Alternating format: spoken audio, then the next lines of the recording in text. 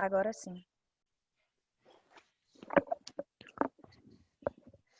Me dá uns minutinhos.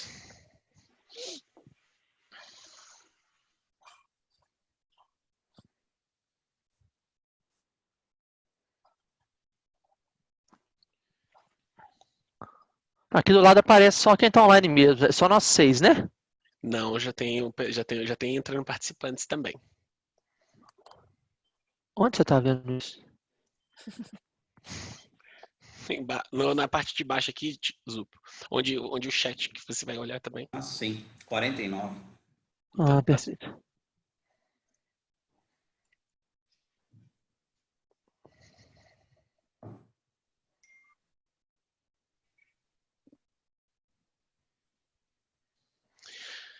Perfeito, gente. Só dá mais uns minutinhos aí para o pessoal conectar. E aí a gente já vai começar.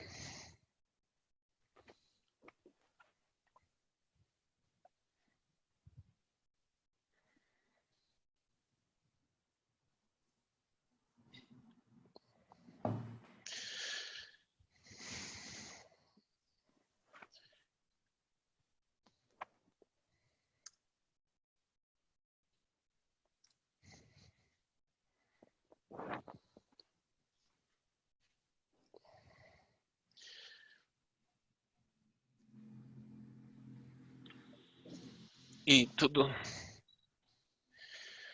Mais um minutinho.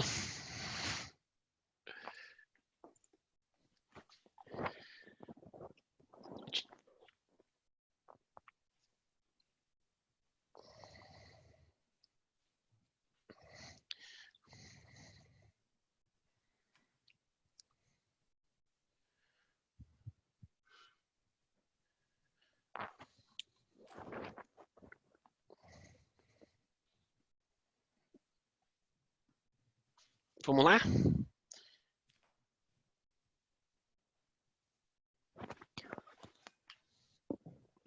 Vamos lá então, gente. Primeiro, bom dia a todos que estão nos ouvindo e vendo.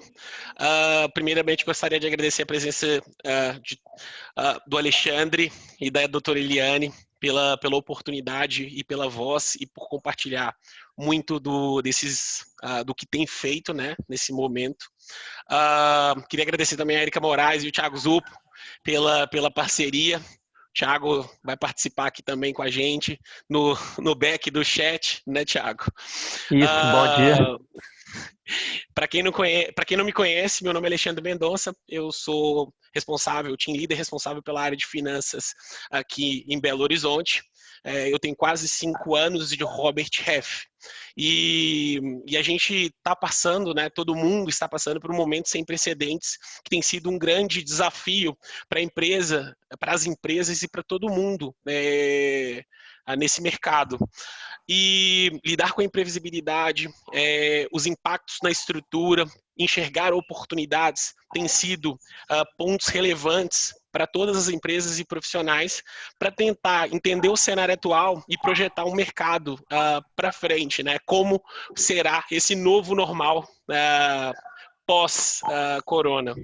A ideia desse fórum é trazer as visões do Alexandre e da doutora Eliane, trocar um pouco de ideia, porque a gente sabe que eles estão fazendo, já fazem um trabalho excepcional nas empresas onde trabalham, mas também tem tomado algumas ações que têm sido extremamente relevantes para esse novo mercado. A ideia é ter inicialmente uma apresentação do Alexandre. Ele não vou apresentá-lo, vou deixar para ele mesmo, né? O Alexandre Surprise, meu xará. E depois logo em seguida a gente vai falar a doutora Eliane vai falar um pouquinho. E depois a gente vai direcionar as perguntas para todos eles, tá? Eu vou estar aqui, caso todos precisem. A ideia é fazer as perguntas pelo chat, então aí a gente vai direcionando também, viu? O Thiago tá de olho, eu também vou estar aqui, tá?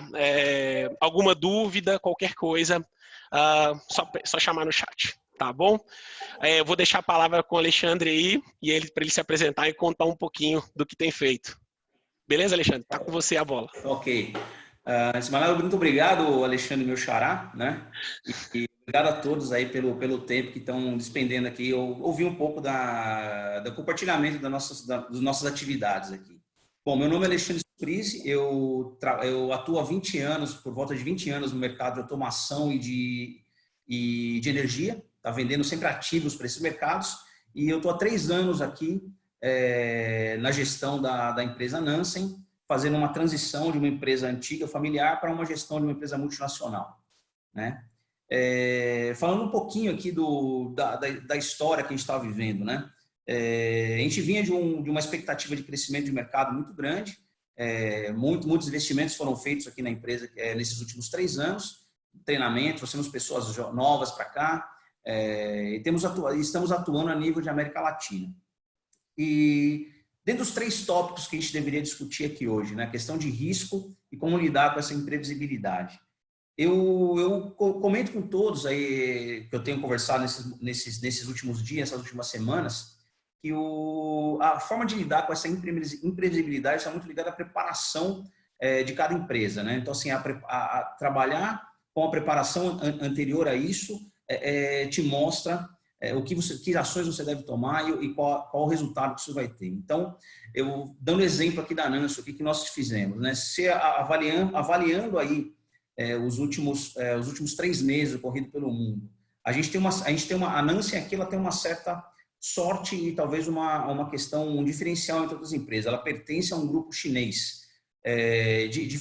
Diante disso, a gente vem acompanhando com eles esse momento imprevisível que tem acontecido desde janeiro e vendo as medidas que foram tomadas na China. Se você analisar como foi o processo na China, por volta do dia 20 de janeiro, quando começou o Ano Novo Chinês, a China foi diretamente atacada por essa pandemia, o primeiro país aí onde teve os grandes impactos, e a China nesse momento ela teve, em termos de parada realmente, de parada total do país, teve somente o Ano Novo Chinês, que é em torno aí de 10 dias, uma semana e meia, 10 dias, e uma semana a mais que o governo deu.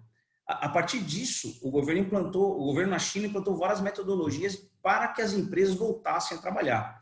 E isso foi tudo aprendizado para nós. Então, quando eu falo em preparação, eu vejo que a Nansen começou a se preparar para um possível impacto dessa pandemia há 1 mês e meio atrás, ouvindo o que estava se passando em outras regiões, como na China.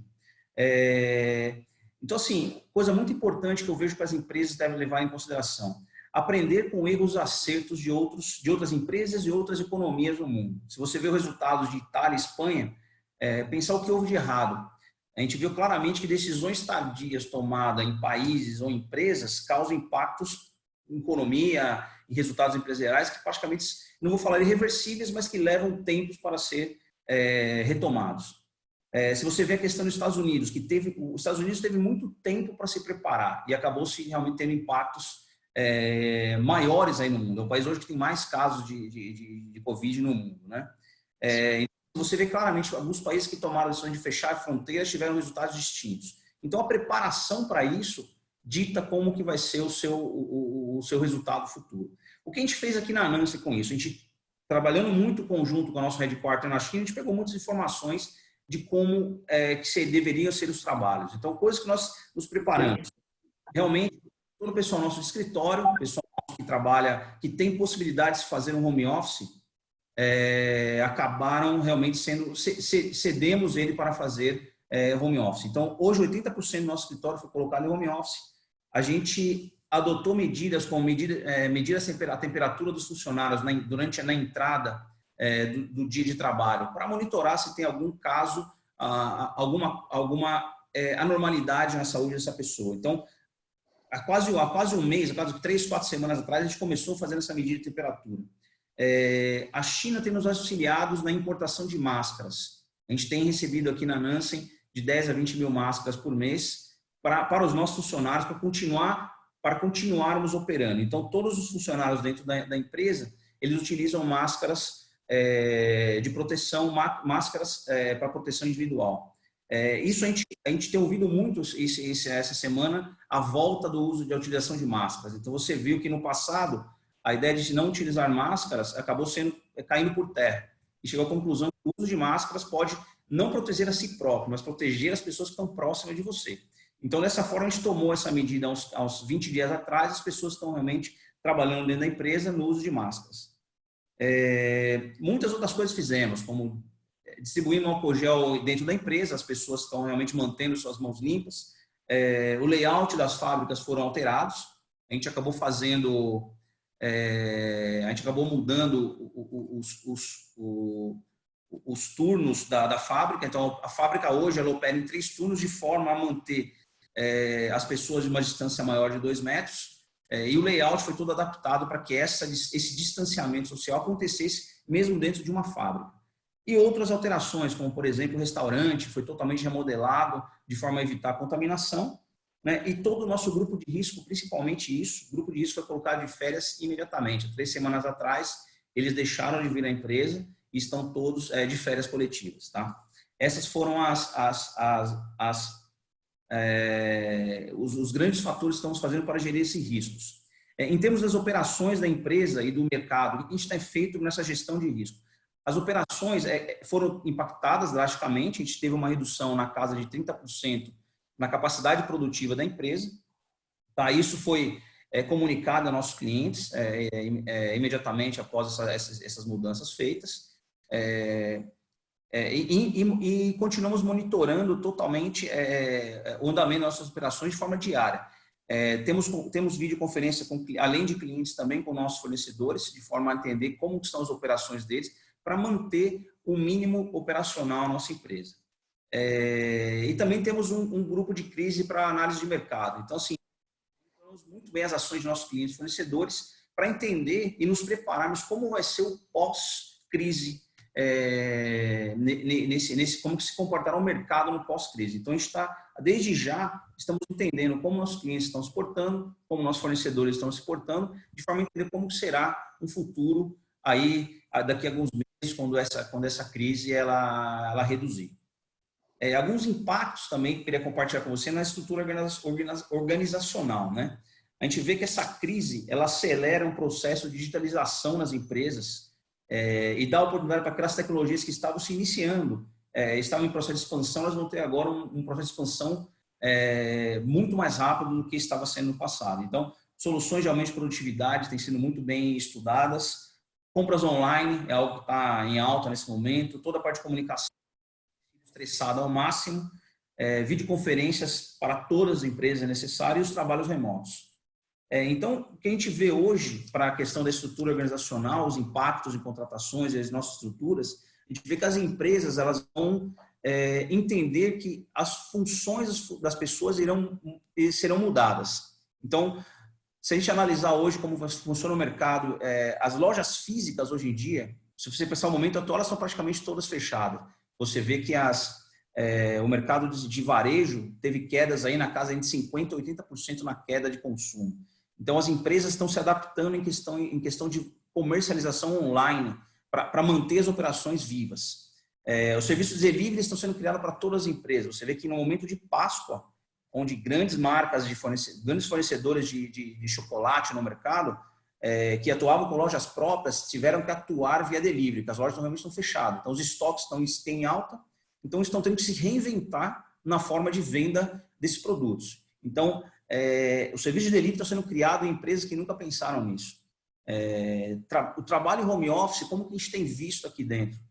A princípio, o home office teve uma queda na produtividade, porém, com isso, utilizando a um prazo um pouco maior, a produtividade aumenta muito. E você vê que a necessidades de ativos da empresa, necessidade de espaço, recursos dentro da empresa, torna-se menor a partir do momento que seus funcionários vão fazer home office. Então, isso é uma modificação nas organizações que deve acontecer, que está acontecendo nesse momento e deve acontecer nos meses futuros. Tá?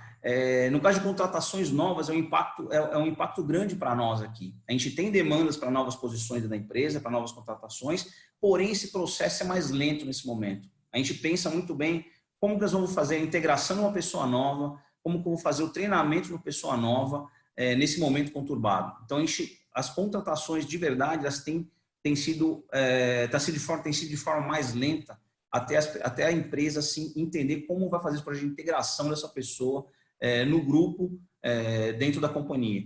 muitas pessoas estão começando o trabalho já em home office. Então, é algo muito diferente que as empresas estão vivendo. Então, o que eu diria aí que o desafio na questão aí de gestão de pessoas e questão organizacional para o futuro, essas empresas vão lidar com o maior desafio que os gestores têm, que é a mudança cultural. O país e as empresas, e o mundo todo vai passar por uma mudança cultural muito grande. Eu estava vendo algumas reportagens esse final de semana, né, sobre cultura no Brasil. A gente vendo que o Brasil é o 4º maior mercado de higiene pessoal do mundo. Porém, a gente vê que o hábito do brasileiro, o pessoal toma banho, mas tem hábito pouco de lavar as mãos. E hoje, uma coisa que é mandatória para manter a sua boa saúde é lavar as mãos. Então, assim, isso passa por uma mudança cultural muito forte. Nesse pequeno detalhe que a gente vê o hábito de lavar as mãos mais vezes durante o dia já é uma pequena mudança. Até outras coisas importantes numa empresa, como valores vão ser revistos. Valores como criatividade, flexibilidade e a competência de cada um vai ser muito mais valorizada. Está sendo muito mais valorizada agora e vai ser muito mais valorizada no futuro. Então, assim, hoje, eu diria que um dos valores maiores que a gente mais vai valorizar no mundo corporativo é a criatividade. Vai ser um diferencial das empresas, porque isso vai mostrar como a pessoa é capaz de se adaptar e se flexibilizar com as mudanças de mercado que devem vir no futuro. Então, hoje, dentro da ANANSE, a gente diz que a criatividade é algo muito valorizado e a gente procura incentivar novas ideias. A gente está sempre estimulando novas ideias e elas são muito bem-vindas para a nossa companhia. E eu acho que um ponto eu gostaria só de finalizar aqui com vocês toda a crise, na minha opinião, é um momento de oportunidades para todos. Então, assim, por incrível que pareça, a crise sempre traz um benefício para o crescimento das pessoas, das empresas e da humanidade como um todo. Por pior que pareça, né, as crises sempre estimulam a criatividade das pessoas, as novas ideias e faz com que a humanidade toda se aprimore. E eu vejo que essa crise não vai ser diferente. Ela vai realmente trazer um aprimoramento grande. Você vê na questão aí de tecnologia e criatividade humana, a capacidade de se adaptar a uma situação nova, né? Para a Nancy aqui, eu vejo que essa crise vai trazer um fomento da parte de tecnologia. Então, por exemplo, tudo que é relacionado hoje à digitalização, automação, IoT, vai ser potencializado. Então, praticamente em todos os mercados. Eu acredito que o mercado que a Nancy trabalha, que é o mercado de energia, que é um mercado aí de primeira necessidade, é um mercado que não pode parar. As empresas vão ter que investir mais em tecnologia para continuar operando com menos custo e menos risco, para diminuir os riscos de crises como essa. Então, a tecnologia ela vai auxiliar nisso, né? Então, assim, a Nancy hoje, como ela atua na parte de medição inteligente, a gente vê que a gente vai ter espera ter no futuro uma demanda maior de negócios ligado à medição inteligente, tecnologias de automação que permitam nossos clientes a depender menos da mão de obra. Então, assim, na realidade, a própria mão de obra das empresas vão se adaptar para outros tipos de funções. Então, os clientes e o mercado em geral vai ter uma necessidade de maior tecnologia para poder cobrir os espaços vazios dessa mão de obra que se migrou para outras áreas de mercado nesse momento. Legal. Internamente, as empresas também vão se adaptar.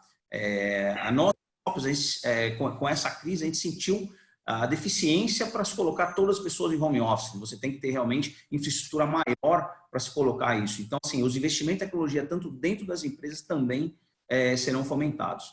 Eu acho que a Nancy ela tem esse potencial futuro de migrar de tecnologias convencionais que eram utilizadas aí no passado para tecnologias de maior valor agregado, devido a essa demanda que os clientes devem trazer para nós. Legal. Obrigado, Suprise, pelo tempo. Doutora Eliane, tá tudo certo? Tá nos ouvindo bem? Acho que tá no mute. Acho que tá. Finalmente conseguimos entrar, né? Tudo bem? Prazer tê-la bem. conosco. Eu vou passar a palavra para você se apresentar e contar um pouquinho também do que vocês fizeram e têm feito aqui nesse novo momento. Tá bom? Muito obrigado pelo tempo.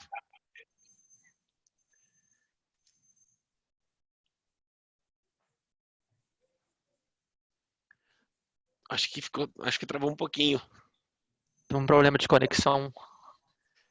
com a doutora Eliane. Isso. Nós produzimos reagentes com tecnologia própria para o mercado. Provavelmente, 1/5 das pessoas que está nos ouvindo, que já fez um teste de glicose, provavelmente esse teste foi realizado com um reagente que a LabTest produz. Nosso reagente tem nível internacional e nós estamos, então, no olho do furacão, né? Na cadeia da indústria brasileira para poder ajudar a enfrentar esse desafio aí.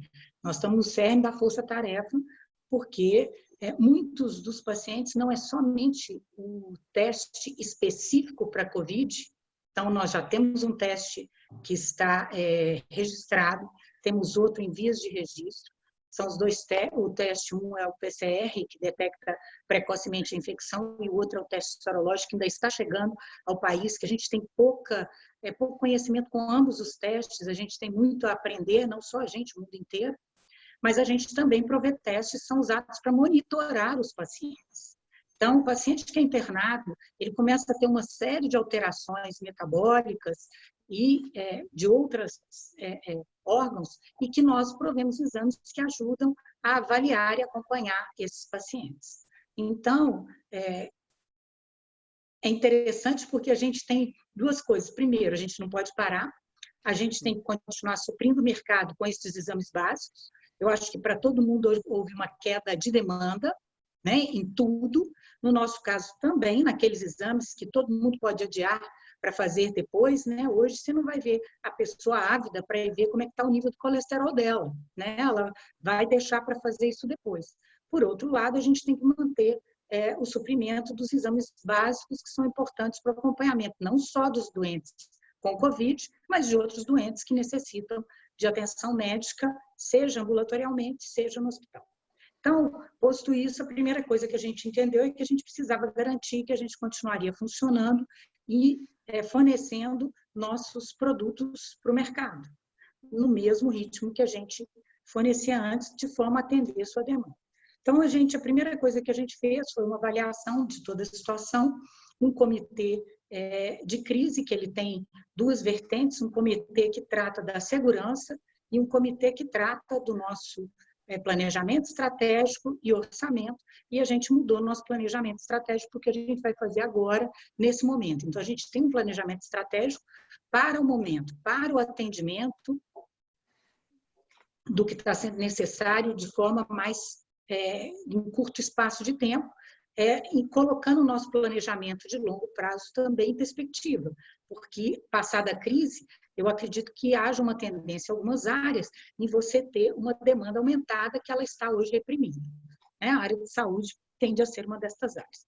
Então, assim sendo, cuidando da nossa gente, sendo de área de saúde, nós começamos com conhecimento. Vamos deixar todo mundo ciente do que é, como aonde buscar informação, evitar a questão de passar mensagens que não correspondem à realidade, né? As famosas fake news, eu recebo, tá bonitinho, eu passo imediatamente. Não, porque quando você trabalha numa indústria que é de saúde, se você falar, vai acontecer isso, o pessoal fala, aquela pessoa lá, ela é da área de saúde, o que ela está falando deve ser verdade, né? Deve ter um fundo de verdade. Então, a primeira coisa foi informação, para que todo mundo soubesse os riscos, o que era, como era transmitido, quais as medidas extremamente importantes para que você possa prevenir a infecção e transmitir. Então, assim, eu estou começando meio de trás para frente, então nós estamos instituindo essa semana as máscaras para todo mundo, inclusive quem está em home office, porque eu entendo que um cirurgião, quando ele vai operar, ele usa uma máscara. O objetivo dessa máscara é impedir que ele contamine o campo operatório. Então, a máscara é eficiente para impedir que uma pessoa que esteja infectada possa transmitir o vírus para alguém. Vários estudos têm demonstrado que acima de 80%, tem um estudo que indica que 86% não apresentam sintomas. Tem a infecção, então, infecção é diferente de doença. Então, a pessoa tem a infecção, ela pode transmitir, ela não apresenta doença. Como você impede que isso aconteça? Se a pessoa usar máscaras e gente, freneticamente lavar as mãos com atenção da maneira correta. Não é lavar a mão que é uma palminha esfregando na outra, não. É lavar de verdade para que você evite de transmitir o vírus ou de se contaminar através de suas mãos, né? Aquilo que todo mundo está falando do espirrar. Então, quando você está com a máscara, se você eventualmente espirrar, você não vai espalhar gotículas no ar e contaminar os outros. Então, você tem que ter atitude. Então, a gente fala que a gente lá tem uma coisa muito importante, que é a atitude. A gente tem o EPI e a atitude. Então, e agora a gente entende que a máscara é um EPC, um equipamento de proteção coletiva. Agora, que máscara é essa? É a de pano. Já falta máscara específica no serviço de saúde. E eles precisam muito de máscaras descartáveis, porque a cada atendimento suspeito você tem que descartar com determinada técnica aquela máscara e passar a usar outra. O médico não pode usar, o enfermeiro ou quem quer que tenha contato com o paciente, a mesma máscara o dia inteiro. Então, assim, é importante ter essa visão. Bom, aí o que nós fizemos? Todo mundo que podia ir para home office foi para home office. Há uma queda realmente da produtividade em home office. Há uma certa dificuldade de você passar para reuniões em que você via, mesmo no vídeo, nem sempre você consegue ver a reação real do indivíduo àquilo que você está falando. Então, muitas vezes isso dificulta um pouco a gente a ter uma visão mais clara, mas eu acho também que aos poucos nós estamos ficando mais objetivos. Reuniões que demoravam muito presencialmente passaram a ser mais rápidas via online, tá certo? Agora, a fábrica é uma fábrica, eu preciso manter. Então, só vai para a fábrica quem necessariamente tem que estar na fábrica, quem é imprescindível. Porque com isso nós reduzimos o número de pessoas por metro quadrado, né? Nossos ônibus são específicos, eu não tenho, as pessoas têm carros que as levam até os pontos de ônibus nosso, e esses ônibus levam para a Labtest. Então, hoje, o número de pessoas dentro de um ônibus é menos da metade que tínhamos, talvez um terço só, ou menos, em cada ônibus está indo para a empresa, né? Em relação ao restaurante, também mudamos a prática, a fim de evitar contaminação através do restaurante, e nós criamos turnos, mas são turnos que ficam parados. Então, eu tenho um turno que trabalha durante 2 semanas e é substituído por outro. Então, eu assim consigo, na eventualidade de alguém apresentar sintomas, a gente poder ter um outro turno que imediatamente assume a produção. Agora que a gente vai introduzir a máscara para todo mundo, isso então vai ficar minimizado e a gente vai estar mais protegido. Então, desculpa eu bater nessa tecla da máscara, porque desde o início eu era a favor, mas é complexo, porque eu não poderia... Doutora Eliane, acho que entrou no mudo. Opa, voltou. Desculpa, só um momento. Pronto. Voltou? Voltou. Porque eu estou no celular, me desculpe, não consegui entrar no computador. Se entra a ligação, me tira daqui. Mas então a máscara ela é importante para proteger o outro. Se você protege o outro e o outro te protege, todos estão protegidos. Bom, esse grupo de crise também, a gente começou... e em relação ao grupo de risco também foram levantados e afastados.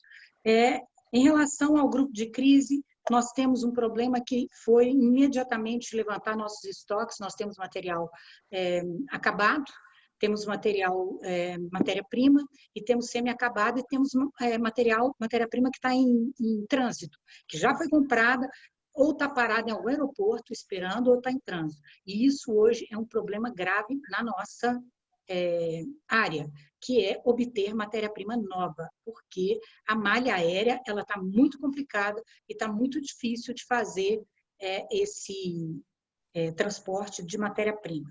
E há uma tendência de privilegiar a Covid, mas eu tenho que pensar que eu tenho outras doenças e pacientes que precisam ser atendidos. Então, a gente fez esse levantamento para entender qual é o nosso estoque, nossa capacidade de atendimento, que ação nós teríamos que fazer para poder manter o atendimento. E a gente começou com um horizonte de 3 meses, né, iniciando assim março, abril e maio, mas que a gente já está pensando em estender para junho e julho ações no sentido de garantir esse fornecimento. né?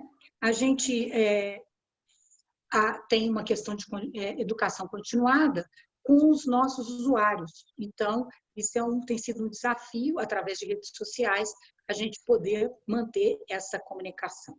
Em especial, esse orçamento e planejamento estratégico, ele tem levado em consideração que tudo ficou mais caro.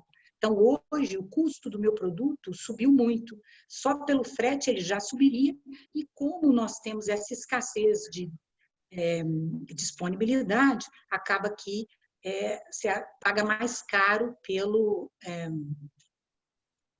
que você está comprando, né? Temos esse desafio, nós não temos que usar máscaras internamente como tem que usar no laboratório, porque eu também estou no laboratório, então, no laboratório, o nosso maior desafio é continuar provendo nossos profissionais com equipamento EPI, que ele é um equipamento destinado a essa função, isso tem sido, né? Então, o que acontece? Nós estamos tendo que nos adaptar. Primeiro, nós temos o registro de um teste e nós não conseguimos ainda trazer a matéria-prima para produzi-lo aqui no Brasil e disponibilizar. E a gente vai estar aguardando a vinda dele.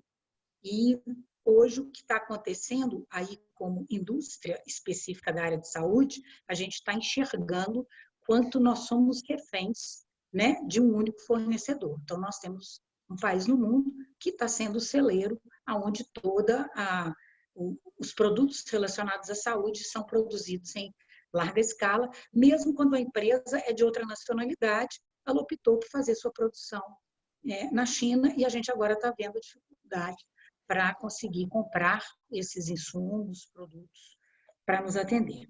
Então, eu acho que o que eu entendo é que a gente tem visto que a gente está tendo que aprender a ser ágil, a ser ousado e inovador. Porque eu preciso atender, eu sou em área de saúde extremamente regulada. Então, essa regulação ela foi flexibilizada para permitir que nós possamos ter acesso a esses testes, mas, em geral, não seria menos de 6 meses para conseguir o registro desses testes. Então, acho que isso também vai nos ajudar a rever como a gente faz isso, como a gente consegue ser mais ágil, mais rapidamente disponibilizar alternativas para, né, a população brasileira em termos de saúde. Então, a gente está tendo que sair um pouco do nosso quadrado, do que a gente está habituado, e inovar com muita responsabilidade. Porque quando você fala em inovação de uma maneira global, você fala, quanto mais rápido você fracassar, melhor. No nosso caso, eu não posso fracassar, né, totalmente. Eu posso detectar rapidamente que aquilo não está entregando o que eu preciso que entregue e o que ele deveria entregar. Mas tem que ser com segurança. Então, assim, é muito dinâmico e a gente tem que saber como inovar. Então, eu acho que a nossa capacidade de resposta ela está mais rápida do que era esperado, a gente está conseguindo ter isso aí, mas ainda está longe do que a gente poderia ter se a gente já tivesse algumas práticas que, como bem disse o Alexandre, vão mudar, a nossa cultura vai mudar, nós vamos rever, por exemplo, gente, até isso aqui, você ia gripado para o escritório, tossia, espirrava, estava tudo certo, ninguém virava e falava assim, cara, vai espirrar para lá, oi, essa mão aí que você acabou de espirrar, agora eu estou pegando minha caneta para assinar e quer me devolver. Nunca ninguém se importou com isso. Se você chega lá no Japão, os caras estão de máscara, não é para se proteger, não é para proteger o outro. Óbvio que muitos deles fazem para se proteger, eles se cobrem até do sol, eles têm uma cultura que tem uma série, mas é praxe, se você tem suspeita de estar com alguma doença que não te impede de trabalhar, como o resfriado comum, você use máscara para não transmitir esse resfriado comum para ninguém, inclusive dentro de casa. Então, é algo para a gente rever a questão de lavar a mão, a questão de higiene, né? A gente entender que com isso a gente contribui para melhorar a nossa qualidade de vida e saúde. Sei que o Brasil é um país multiplural em todos os aspectos, inclusive socioeconômico, que traz imensos desafios para a gente conseguir ter isso como uma coisa que se dissemine e amplamente possa dar os resultados que seriam esperados, mas eu acho que vai ser uma herança que o Alexandre tão bem colocou da mudança cultural para isso. E eu acho que é uma imensa oportunidade, é um grande desafio, mas é uma imensa oportunidade para a gente mudar, fazer melhor e estar mais apto. Eu tenho problemas de entrega dos meus kits e reagentes, né, e equipamentos para os laboratórios hospitais, porque com essas restrições de frete, de trânsito, de pessoas, acaba impactando às vezes no trânsito dos caminhões, né, na nossa malha aérea, então leva mais tempo, às vezes temos impedimento. Mas eu acho que também vamos entender que a gente precisa valorizar a indústria nacional, que saúde é uma questão de segurança nacional e que a gente deveria ter uma indústria que pudesse minimamente atender um percentual a ser estabelecido. Eu sou também diretora da ABIMO, eu participo ativamente dessa associação, acredito nela, ela é a Associação da Indústria de Artigos e Equipamentos Médicos e Odontológicos. Nós hoje, por exemplo, temos 3 indústrias que produzem respiradores, estão trabalhando no seu limite para atender todo o país. Agora, poderíamos ter mais capacidade instalada para atender luvas, máscaras, mas para isso a gente precisa entender como que a gente estimula a indústria brasileira a crescer e dar um pouco mais de autonomia ao Brasil nesse aspecto. Então, eu acho assim, é um grande desafio, todos nós vamos, né, ter muitas consequências à frente, mas também acho que é uma oportunidade, não só individualmente para as empresas, mas para todo o Brasil, para o governo, ele entender como ele vai melhor conduzir a questão da industrialização do país no futuro, não só na área de saúde especificamente, né? Bom, perfeito. Obrigado, doutora Eliane, pelo tempo e por todas as explicações também. Agora eu vou abrir para perguntas, e aí eu vou direcionando uma para cada um, por ordem. Tem uma pergunta aqui para o Alexandre Surprise, que eu acho que é extremamente relevante dentro do que vocês dois falaram bastante. O que podemos aprender, Alexandre, com a pandemia, quando revisarmos o planejamento estratégico e o orçamento das empresas? É necessário uma nova metodologia de gestão empresarial para lidar com impactos tão disruptivos? Pergunta do Paulo. Tá.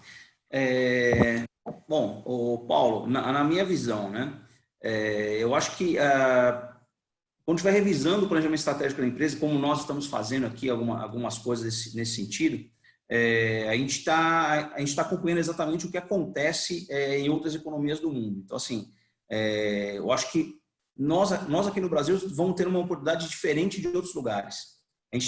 Vamos conseguir ver os impactos causados nisso em outras economias com mais antecedência. Então, falando especificamente dessa crise do Covid-19, a gente vai conseguir enxergar o que está acontecendo com a economia em países na Ásia, na Europa, e por último vai chegar aqui nas Américas. Em linhas gerais, em termos de gestão da empresa daqui para frente, eu acho que essa geração que está sendo impactada por essa crise vai começar a analisar com mais cautela os riscos que podem acontecer no mundo. Então, assim, eu acho que a forma de gerir as empresas vão ter muito mais foco em questão de riscos do que se tinha no passado, não somente verificando as questões econômicas, mas justamente muitas coisas que a doutora Eliane colocou, a questão que as indústrias estão concentradas em alguns lugares do mundo, então muitos insumos estão só em alguns lugares do mundo. Isso causa risco para a grande maioria de negócios em todo o globo. Então, acho que essa forma de gerir o planejamento estratégico das empresas vai ser levado em consideração alguns tipos de fatores, que é a questão de localização, onde você tem os seus insumos, questões logísticas vão ser analisadas com um pouco mais de cautela do que se era no passado. Então, não sei responder a pergunta aí do Paulo, mas eu acredito que algumas coisas vão mudar na questão da gestão empresarial. Entendi. Posso dar um exemplo prático, Paulo, disso aí? Pode, claro. Desde a crise de 2015, a gente vem trabalhando atualmente para o just-in-time, para conseguir fornecer rapidamente, resposta rápida, mas sem ter um grande estoque pronto para o mercado. E aí aparece essa pandemia com todas as dificuldades de frete e tudo mais, e a gente estava trabalhando, inclusive, num conceito assim, não vamos deixar o nosso capital de giro parado no estoque. E quando você vê a pandemia, que como eu gostaria de ter o estoque que eu tinha há algum tempo atrás. Então, só a mensagem é planejamento estratégico, e planejamento estratégico não é escrito na pedra. Ele não é escrito na pedra. Tem que ter foco para cumpri-lo, porque na maioria das vezes a gente não consegue cumprir 100%, porque não consegue fazer o desdobramento para todos na empresa e manter, mas tem que ter agilidade e capacidade para ter flexibilidade e mudá-lo quando necessário. Mas muitas vezes a gente depende de outras coisas. Então, era só um exemplo assim, do que é o impacto de algo tão inesperado sobre as suas decisões, sobre sua visão de futuro, sobre o que você está fazendo com a empresa. Você tem que saber. Agora é mais uma coisa para ser levada em consideração para frente. Então, perfeito. E, doutora Eliane, aproveitando que você também pegou a palavra aqui também, é o seguinte, tem algumas perguntas, e aí tem vindo perguntas no meu WhatsApp, no web, tem vários tipos aqui, estou recebendo várias, tá? Mas eu queria entender também, é o seguinte, o dólar, ele tem variado muito forte, né, no mercado atual. E como é que isso tem impactado nas suas importações, nas suas compras aqui? Então, vamos lá. Então, primeiro, eu vi que tem perguntas... Desculpe, como você tem feito, né? Eliane Lustosa, da empresa Labtest Diagnóstica, que está localizada em Lagoa Santa, Minas Gerais. Parece ser um cluster de empresas de biotecnologia. Nós temos várias empresas aqui que produzem produtos para a área da saúde, e a Labtest é uma delas. Então, voltando ali a sua dólar, todos os insumos são em dólar. Eu uso matéria-prima em pequena quantidade, permite que eu produza milhões de kits, que tem um custo alto, essa matéria-prima, e ela é toda produzida por poucas empresas no mundo. E a gente compra de fontes de elevada qualidade, porque é o que a gente precisa ter, né, da base o melhor para a gente garantir a qualidade lá no final do reagente. Então, o dólar tem sido extremamente desafiador, desde 2018 até o início de 2020.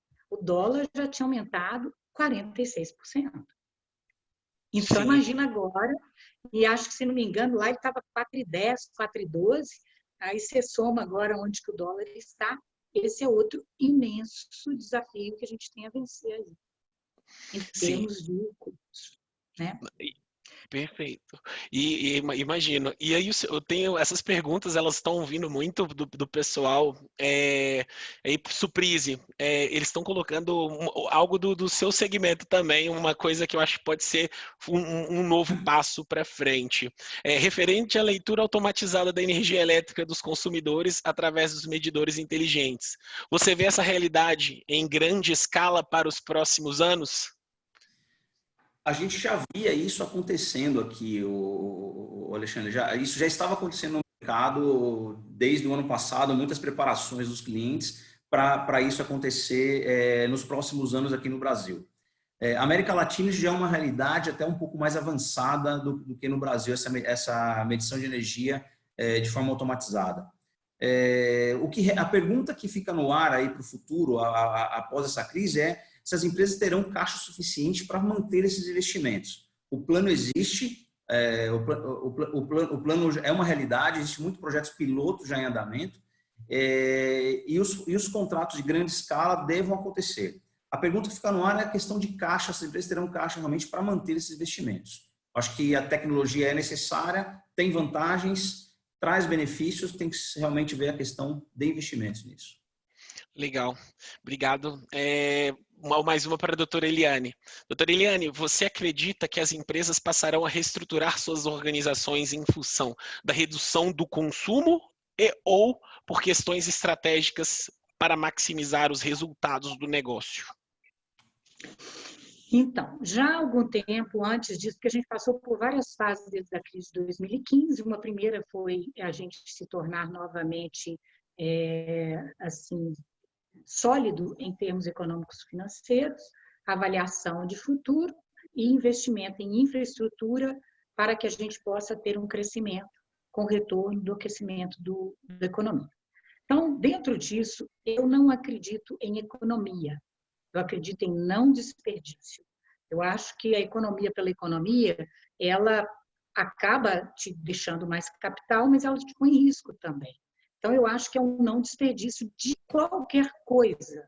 Nós estamos num mundo que a gente tem que parar e começar a pensar que a gente não pode desperdiçar nada. E aí, então, nossa produção, ela não pode ter desperdício, o nosso trabalho não deve ter retrabalho, né? A gente tem que ter níveis de segurança adequados para o que a gente se dispõe a fazer e entregar, cada segmento com as suas necessidades, né, requerimentos, mas não haver desperdício. Então, a gente já vem trabalhando nisso e acho que a gente vai rever vários conceitos de várias coisas, sim, nessa nova realidade que a gente passou a viver. E acho até que as pessoas com esse isolamento, elas estão vivendo com menos. Coisas que antes elas consideravam talvez imprescindível, elas passaram a entender que não é tão imprescindível e que você vive e está tendo uma nova, como é que eu não sei como eu colocar, uma nova proposta de relacionamento.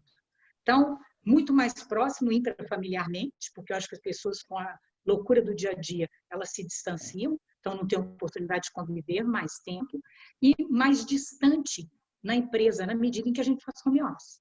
Então, assim, é um desafio para nós pelo seguinte, para um equipamento, eu não posso virar e falar, espera aí que eu vou ligar para o setor de equipamentos para ver, vou ligar para o setor de reagente para ver esse problema. Não. Muitas vezes a gente levanta da mesa, todo mundo reúne e fala, estou com esse problema lá, tem que resolver o problema desse laboratório agora. E quando você está no home office, é como se esse distanciamento diminuísse o calor e a urgência daquilo. Então, não sei, não estou dizendo que não vamos conseguir atingir esse grau de urgência em home office, mas para nosso negócio é um desafio. Né? Aí eu não sei, Alexandre. Até uma pergunta que veio aqui, que seria para os dois em relação a essa nova modalidade de trabalho. Você acha que esse é um modelo de home office? Você acha que na pós-crise ocorrerá uma abertura para essa modalidade de trabalho, para uma transição de setor, para este modelo de trabalho? Isso vai ser uma realidade nos próximos meses e anos? Alexandre, Olha, eu acho que pode ser assim. Desculpa, Alexandre, pode falar. Tá ok. Bom, eu acho que vai ser sim para você diminuir o desperdício de deslocamento. Presta atenção, quando você não desloca, você gasta menos combustível, polui menos. Então, é tanta coisa que você pode ter de positivo agora. Tem esses desafios que cada segmento vai ter que enfrentar. Eu acho que é possível, sim, que isso venha a ser mais frequente. Você me der a palavra, Alexandre, eu acho que essa questão de home office, ela deve influenciar até no tamanho que as empresas têm, tamanho físico, né, espaço. Friamente, assim, a gente, aplicando o home office, a gente viu o quão efetivo isso é, e o quão melhor isso é para os funcionários. Então, acredito que, na linha que a doutora Eliane comentou, assim, a questão de desperdício, as empresas elas conseguirão operar em espaços menores, porque essa pessoa pode realmente operar de casa, espaços compartilhados, onde as pessoas podem vir um dia e outro dia terão outras pessoas no escritório, isso vai se tornar uma realidade. Então, acho que isso daí deve se perpetuar e aumentar cada vez mais nos próximos meses aí. Legal. Aproveitando, Suprise, um pouco, uma pergunta do Ervin. Uma das mudanças futuras, e talvez uma das principais que ele entende, será na atuação da área de suprimentos.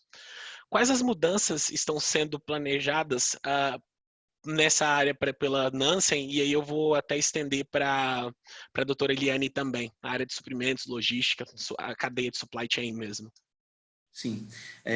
Olha, nesse momento, assim, eu separo em duas coisas. Né? Nesse momento, nós estamos num momento de crise. Então, hoje nós estamos acompanhando muito de perto os fornecedores nossos locais para que eles continuem operando e tentando transferir um pouco do conhecimento que a gente adquiriu aqui na Nansen para eles. Então, de forma que eles se mantenham operando em segurança, que é o que a gente busca para os nossos funcionários aqui dentro. Então, nesse momento, os suprimentos, a gente já tratava eles como sendo realmente uma parceria com fornecedores. Daqui para frente, eu vejo que as empresas fornecedoras de fornecimento entre as empresas vai ser muito mais tratado como parcerias do que era no passado. Essa questão de você ter uma empresa e fazer uma simples concorrência e trazer quem é de menor valor, melhor custo-benefício para você, isso vai continuar com uma condição a mais. Qual a redução de risco, qual o nível de risco essas empresas vão trazer para o nosso negócio. Então, por exemplo, hoje em dia, o que a gente tem colocado em prática daqui para frente vai ser colocar nessas empresas cultura semelhante à nossa de segurança, manter os funcionários com baixa rotatividade, de forma que se mantenha uma parceria de mais longo prazo. Eu acho que isso deve mudar um pouquinho para o futuro. A gente vai poder confiar mais em empresas que mostram resultados melhores para vocês. Mais ou menos o que a gente imagina aqui. Legal. E na sua cadeia? Você que agora está com um desafio muito grande, né, doutora Eliane? Nessa área de supply, na área de logística. O que você acha em relação a isso? Então, primeiro, que a gente já tem a logística como algo muito importante na empresa. Quando eu tenho uma formulação de um produto, eu não posso ir lá, por exemplo, quando você vai fazer uma receita de bolo, se você não encontrar farinha A, você pode usar farinha B. No meu caso, não. Quando eu formulei com aquela substância naquela especificação. Então, eu tenho que manter um relacionamento extremamente próximo com os meus fornecedores. Tá certo? Então, isso sempre foi uma preocupação muito grande. Alguns produtos super críticos, a gente trabalha para ter alternativas, isso tem custo, isso demora. Oi, doutora Eliane. Acho que deu. Acho que voltou. Doutora Eliane?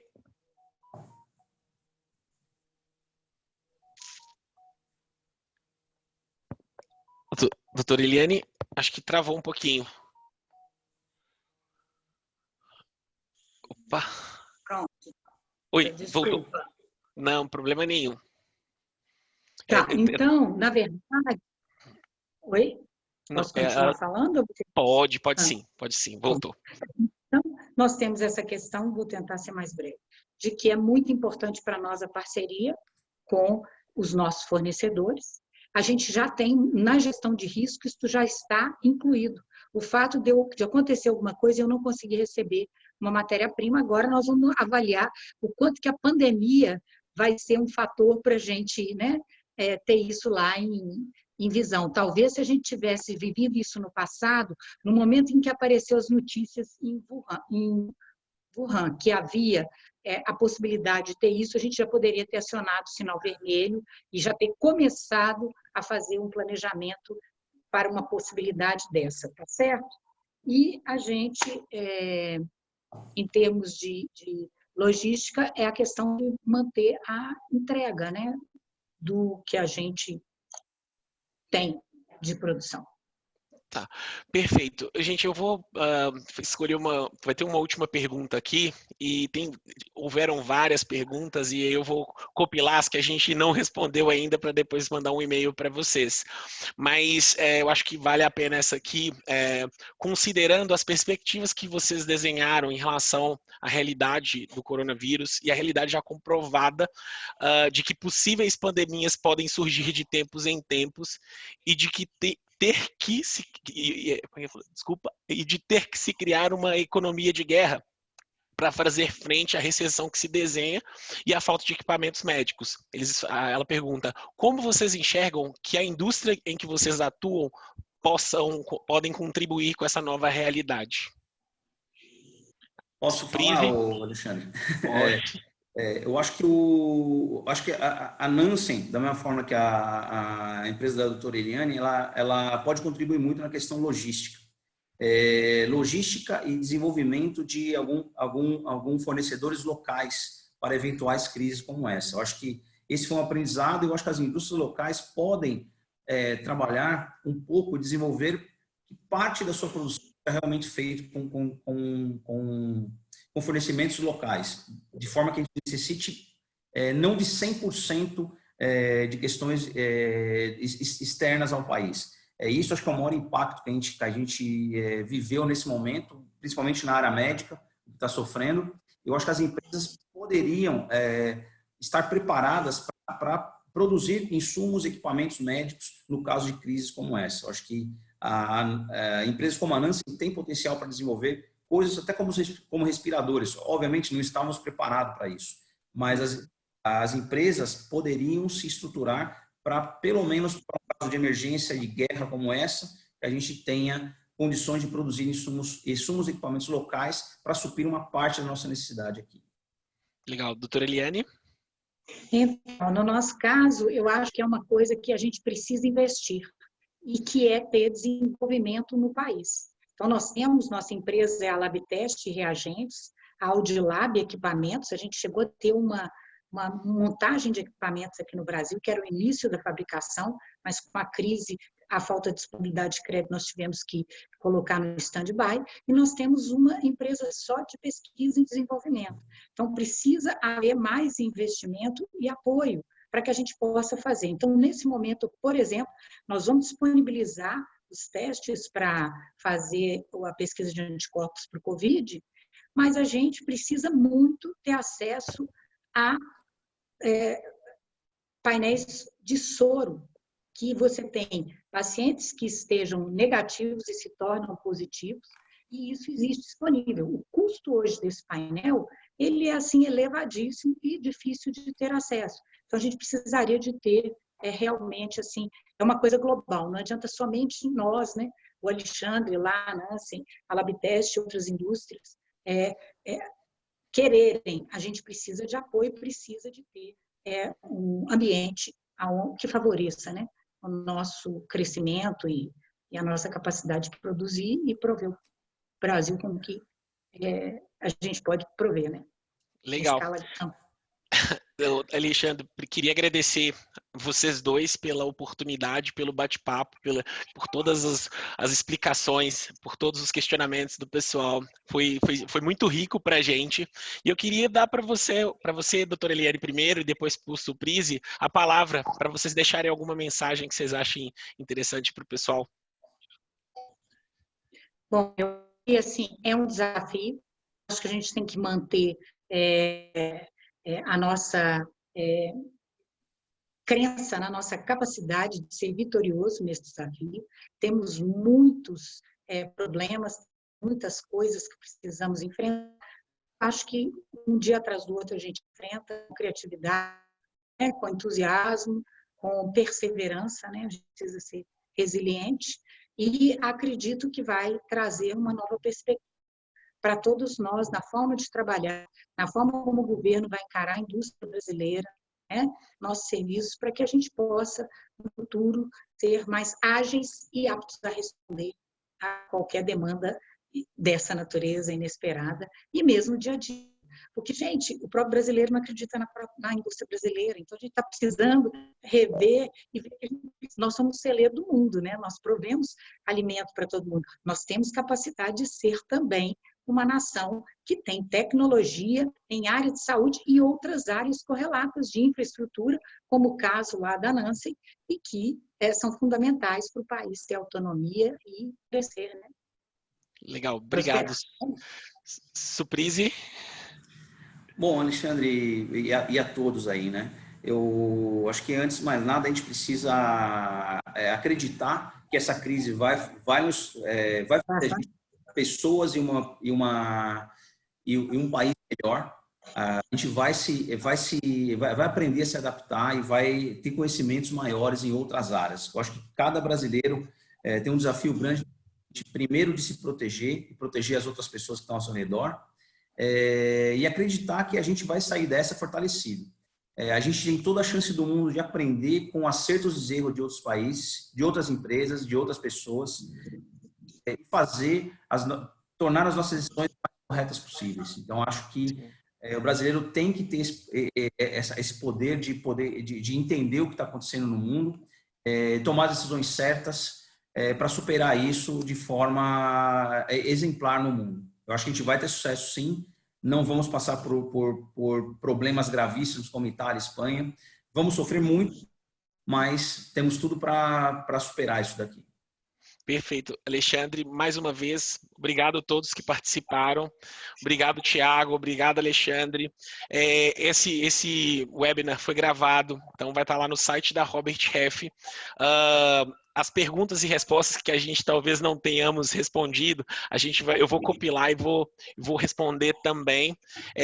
Se quem quiser me mandar um e-mail, meu e-mail é alexandre.mendonça@roberthalf.com.br. Tem algumas perguntas que foram direcionadas para a gente, para mim e para o Thiago aqui, sobre processos seletivos, enfim, a gente vai responder também, tá bom?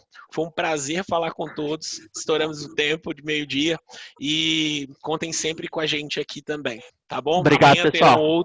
Amanhã terão outros webinars. Muito obrigada. Obrigado, Joia, gente. Obrigado. Foi um prazer falar com todos vocês. E a gente se fala. Até mais, pessoal. Obrigado, Alexandre. Obrigado, Eliana. Até mais. Tchau, tchau. Obrigado, Thiago. Valeu, tchau, tchau.